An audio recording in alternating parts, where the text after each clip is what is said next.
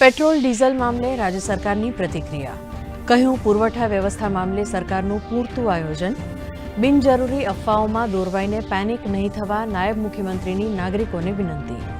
કાળાબજારી કરનારા તત્વો સામે કડક પગલાં લેવા મુખ્ય સચિવ અને ડીજીપીને સૂચના.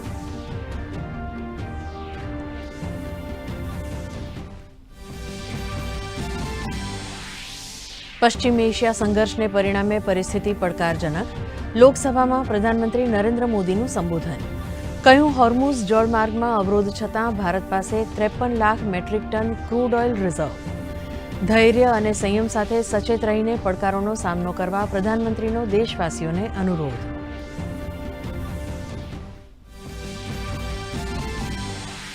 પ્રધાનમંત્રી નરેન્દ્ર મોદીનો સંસદથી દુનિયાને સંદેશ. ભારત માનવ કલ્યાણ અને શાંતિના પક્ષમાં. સંવાદથી સંઘર્ષ સમાપ્ત કરવાની કરી હાકલ. ભારત સરકાર ખાડીમાં વસતા અને કામ કરતા ભારતીયોની સાથે હોવાનો અપાવ્યો વિશ્વાસ.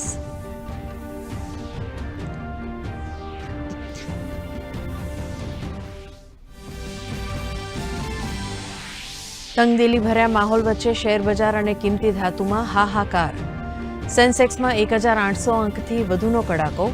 નિફ્ટી 11 મહિનાના નીચલા સ્તરે. સોનામાં ₹6,700 તો ચાંદીમાં ₹8,700 ધરખમ ઘટાડો. ડોલર સામે રૂપિયો 27 પૈસા નબળો.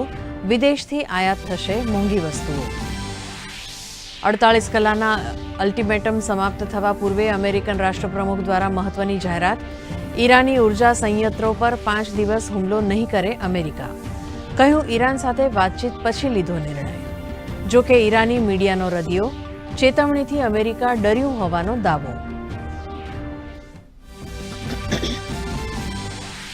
સ્થાનિક સ્વરાજ્યની ચૂંટણીને પગલે રાજ્યમાં હલચલ તેજ. પ્રદેશ બીજેપી કાર્યાલય કમલમ ખાતે પક્ષની કારોબારી બેઠક. પ્રદેશ પ્રમુખ જગદીશ વિશ્વકર્મા, મુખ્યમંત્રી ભૂપેન્દ્ર પટેલ અને નાયબ મુખ્યમંત્રી હર્ષ સંઘવી સહિતના વરિષ્ઠ નેતાઓ બેઠકમાં ઉપસ્થિત.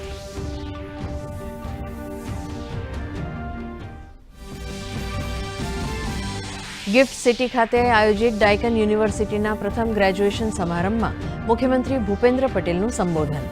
કહ્યું, આજનો કાર્યક્રમ ભારત અને ઓસ્ટ્રેલિયા વચ્ચે વધતી શૈક્ષણિક ભાગીદારીનું પ્રતિબિંબ. તો અનેક પ્રતિષ્ઠિત શૈક્ષણિક સંસ્થાનો ધરાવતા ગાંધીનગરને ગણાવ્યું રાજ્યનું એજ્યુકેશનલ હબ.